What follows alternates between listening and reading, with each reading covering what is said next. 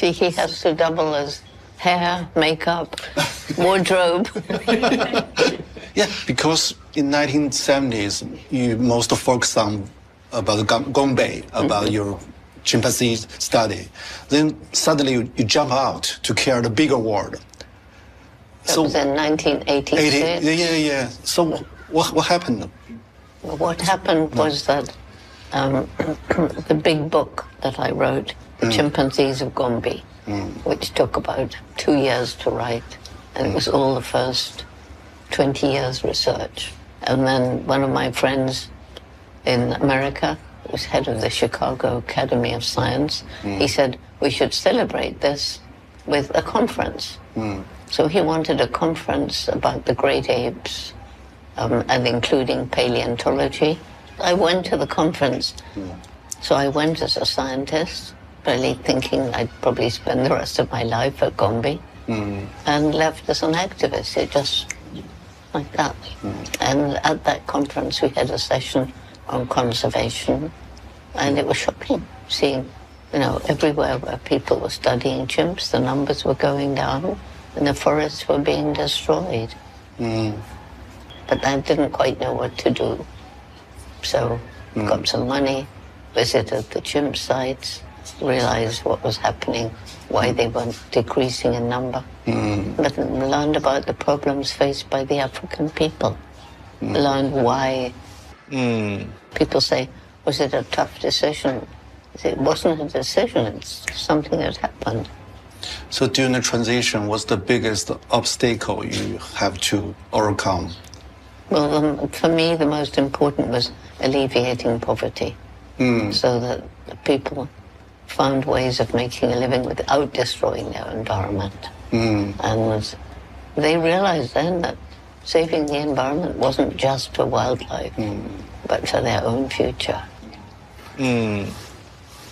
Reaching the tipping point in 5 years. That doesn't mean it's all over in 5 years. It means it will be very, very hard to slow down climate change if we don't take action now. I'm getting older, there's less time and so much to do. The sense of urgency. When it started, the sense of urgency become more pressing. Oh, I think it's come gradually, don't you? Gradually over the last 10 years, maybe 20. The species disappearing, the climate heating up, the frequency of hurricanes and storms and floods and droughts, the conflict around the world, the civil unrest. I mean, all of it is, and people losing hope. When did you first realize that hope is so important? Way back in late 1980s, when I was meeting young people who said they were depressed or they were angry, and that's because they said we compromised their future and there was nothing they could do about it.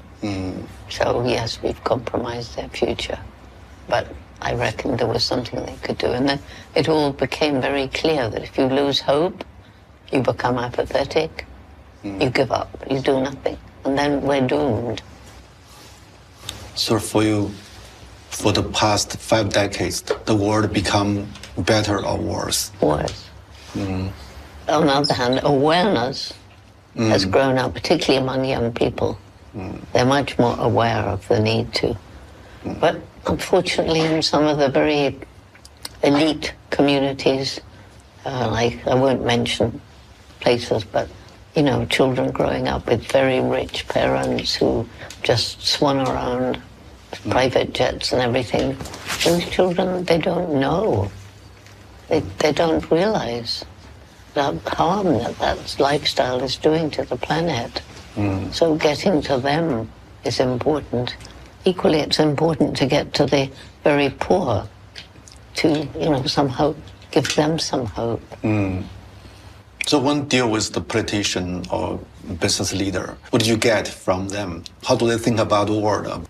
Well, the business leaders, I talk to them quite often. And Some of them, without question, are really, really trying to become more sustainable. And my favorite story is a CEO of a big international company. And he said, Jane, I really have been trying for the last 8 years to get my company sustainable in the countries where we get our products, in the supply chain as much as possible. That's difficult. In our offices around the world, and in the way we treat our customers. And he said there were 3 reasons. 1, seeing the writing on the wall. We're using up natural resources in some places faster than nature can replenish them. 2, consumer pressure. People are beginning to ask questions. How was this made? Did it harm the environment? Was it cruel to animals, like factory farming? Is it cheap because of unfair wages? But he said, what tipped the balance for me was my little girl, 10 years old, and she got back from school. She said, Daddy, they're telling me what you're doing is hurting the planet. That's not true, is it, Daddy? Because it's my planet. That wow, did it. Very touching. You see, that's how you have to go. You have to reach the heart. It's no good trying to argue and fight because they're not going to listen, these people. But if you can sneak into the heart, but how do we persuade governments? How do we persuade business? They don't seem to care. Oh, I'll be all right. I'll be dead before it gets too bad. But don't you care about your children? Oh, I hadn't thought about that. Oh, well, it may never happen. You know, I mean, I heard with my own ears, President-elect Donald Trump said, climate change is the biggest hoax in human history. He said that. Yeah. And he's going to be president. And his chief advisor will be Elon Musk. Elon Musk is the only person who's attacked me on social media because when I'm talking about the problems we face, I always say to have unlimited economic development on a planet with finite natural resources and a growing human population doesn't make sense. We've got 8 billion of us roughly on the world today. By 2050 it'll be about 10 billion. What's going to happen? I've never said more than that. And Elon Musk accused me of wishing for human genocide on social media. He's going to be the main advisor to Donald Trump. I mean, what do you do? And then all these political leaders, they all get together and they make their little plans, and it's like I'm reminded in Shakespeare's, we petty men creep under their huge legs and peep about to find ourselves dishonorable graves. And so I just thought, that's exactly what it's like. So many people feel so powerless. Yes. Makes the job of somebody like me very difficult. And still, I must give hope, because if people lose hope now, then of course we can't do anything about it. But in 1930s, 40s, it's more harsher than now, I guess. The World War II. What was I, 10, 11, 12, the end of the war. And the images of the Holocaust came out, the torture. And that made a deep, deep impression. I learned about human evil for the first time. And I began writing poems about it. And I began lying, thinking, how would I withstand torture? If I was being tortured to tell about something, would I be able to withstand it or not? So it was a grim time. So for today's world, what's the biggest threat of evil in today's world? Well, probably what really upsets me in Palestine, in Gaza. I think that's just, I mean, so many children killed, thousands of them. bombed, destroyed. That has to be evil, doesn't it? So what's the best solution or attitude towards evil? Conquering it somehow. Go back to the Lord of the Rings. Sauron, the Dark Lord, Yeah. and the orcs. It is really, it's almost like a whole scene of today. So we need, so we actually talk about this, when I'm talking about particularly the environmental problems of the world.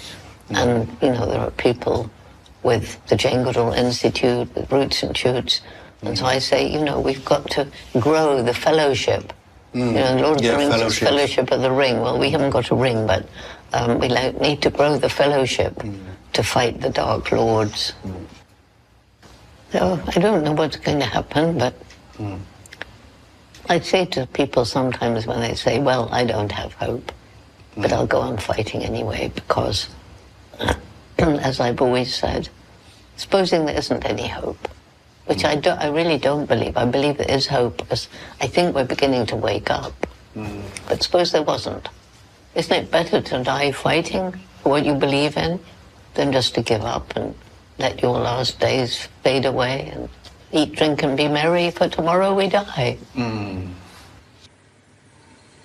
Because you said you like the Lord of the Rings very much. So if you were in book, what kind of role you would play? Frodo or Sam or Gandalf? Which one you want to play? I didn't ever want to play any. I just admired them or hated them, depending. It's also about how people live in the dark times. So what do you get from the book? I mean, about courage, about maybe dilemma, persistence, hope. I mean, Frodo and Sam attempted the impossible, and that's one of my reasons for hope. The people who attempt the impossible and are told that they're stupid, but they succeed. How literature experience shape your scientific discovery? I don't know that it did. I mean, even as a little girl, I was out in nature watching birds and insects and squirrels and, loving to be out looking at the colors of the autumn tree and the little buds coming out in spring. And that tied in with poetry very much. Who is your favorite poet? Probably Keats. Keats. Yeah. Lots about nature, about the birds, yeah. I used to read Shakespeare all the time, and then poetry. I read a lot of poetry, and I loved it. How does this kind of experience change your maybe scientific training? Because I haven't had scientific training. I'm much more romantic than a scientist. Yeah, actually, you're a romance-driven person, actually. Scientific method, the way I use it's fine, but scientific method, being objective and cold, that's led to a lot of cruelty. Your animals are just subjects. I was told we were not part of the animal kingdom, we're separate. That's rubbish.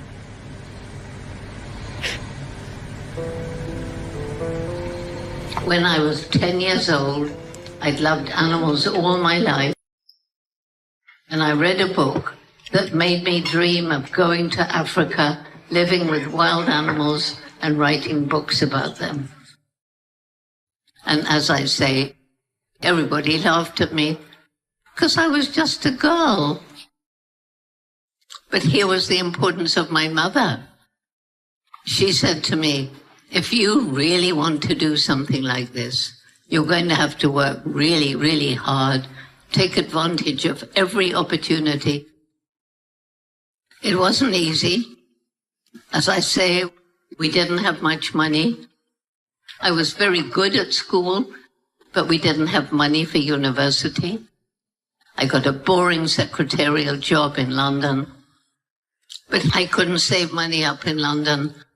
And so I went home We lived on the south coast, and I got a job as a waitress, jolly hard work, but it took 5 or 6 months until I'd saved up enough money for a fare to Africa. Anyway, to cut the long story short, I got to Africa. I met the famous paleontologist, Dr. Louis Leakey, and he offered me the opportunity to go and live with and learn from chimpanzees. Well, for the first 4 months, the chimpanzees ran away from me. So I think this is maybe one of the earliest times when hope was so important. And hope was realized by working very hard, getting up every day at 6 a.m., staying out in the fields, out in the forest, every day until darkness fell. And it was in this way that I gained the trust of the chimpanzees.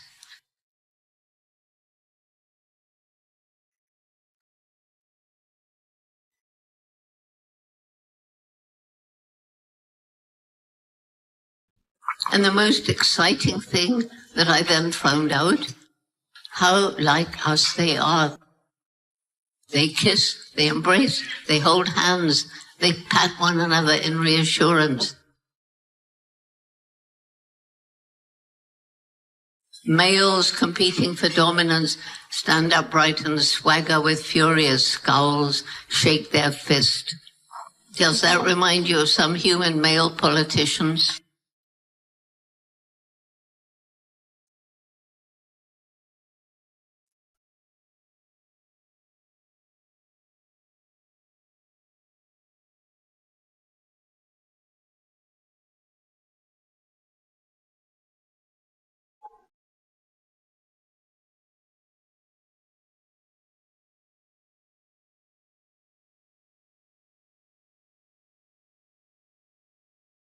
So empathy is part of our natural, but also we need to practice more and more.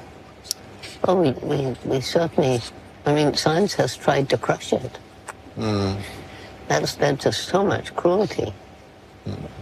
And one of the things, before I visited Auschwitz, one of the death camps, I was taken by a German friend who also wanted to visit Auschwitz because he couldn't understand how people, because he lived during the war too, he couldn't understand how people either didn't know or pretended not to know what was going on with these trains of people going to the death camps where he lived. And the thing he showed me that stayed with me forever, it was, I think it was Himmler who was in charge.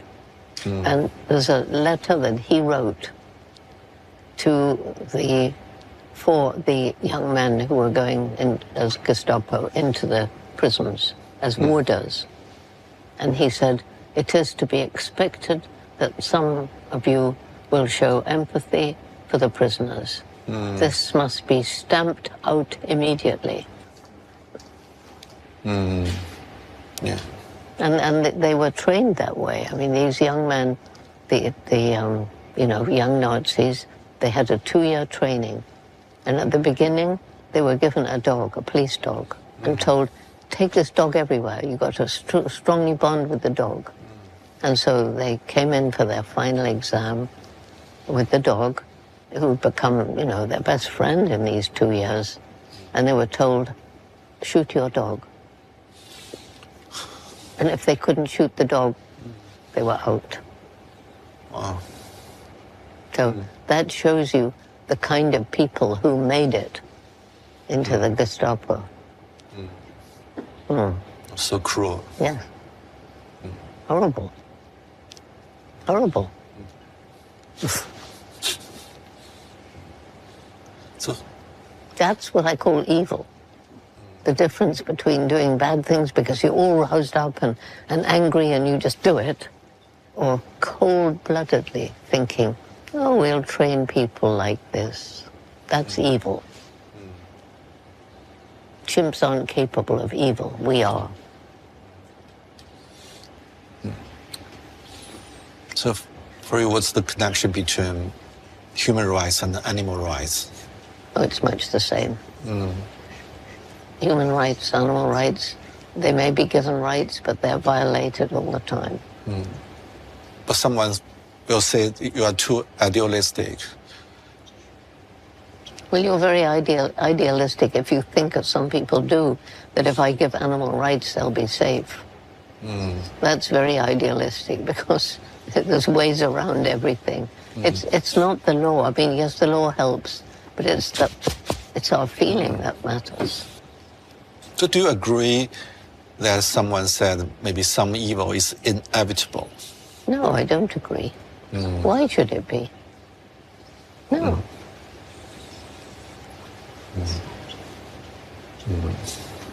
Do you think that?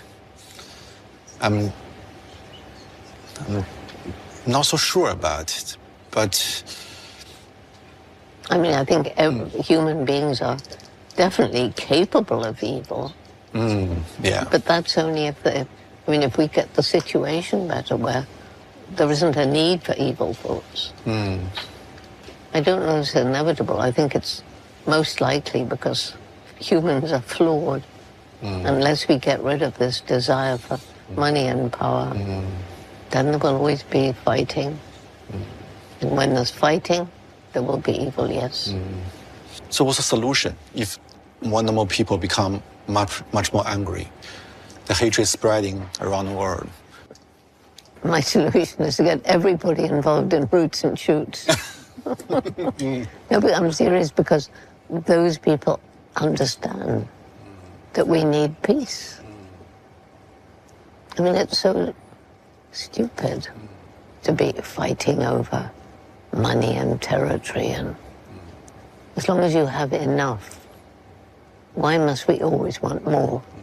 More money, more territory, more land, more power. From your early research, because you found that the chimpanzee can use tool, it made a huge impact on the definition of human being. But now, through so much years, and see the different world, now how do you think about the human being now? What makes us different, special? I think what makes us different is the explosive development of this intellect, which I personally think was at least in part triggered by our sudden, discovery that we could speak with words. So for the first time, we could tell children about things that weren't there. Chimps can't do that. They can demonstrate, they can model, but they can't tell chimpanzees about what happened last year. And so that, along with being able to plan for the future, remember the past, and most important, bring people from different skill sets to discuss a problem and try and find a solution. So I think that, I personally think that triggered our development of our intellect. But sometimes, because you talk about a lot of hope, about commitment, but sometimes we choose the wrong direction. Maybe we don't know, but it's the wrong direction. We still so driving us to do it, but it's wrong. What should I do? Well, I can't imagine doing that. So I can't tell you what I do, because I cannot imagine charging off in the wrong direction. But I think a lot of people do. Young people do it because they see no other way of making a living. They hate what they do. Some are forced to join the army, and they're told to kill, and they hate it. And, a lot of young people get misled. And I always tell students, if you think you want to, for example, go out and study something in the field, and halfway through your degree, you find you've made a mistake, don't be afraid to change. Don't get pushed into a life of doing something that you don't really care about. And that happens to a lot of students. On the other hand, there are students, particularly in Asia, especially Japan, and they've read my books. It's my fault. They've read my books. So they want to go in the field. And they're very passionate about it. But their parents and their teachers want them to go into business to make money. And they come to me in Japan crying and saying, you know, I really want to do it, but my parents don't want me to, and my teacher is pushing me. So what shall I do? So I say, well, don't go against your parents now. So do what they want you to do. Do it as well as you can. Try to succeed. In all your free time, you can still help animals and the environment. And then when you get to a certain age, you can drop what you're doing and do what you really want to do. It won't be too late.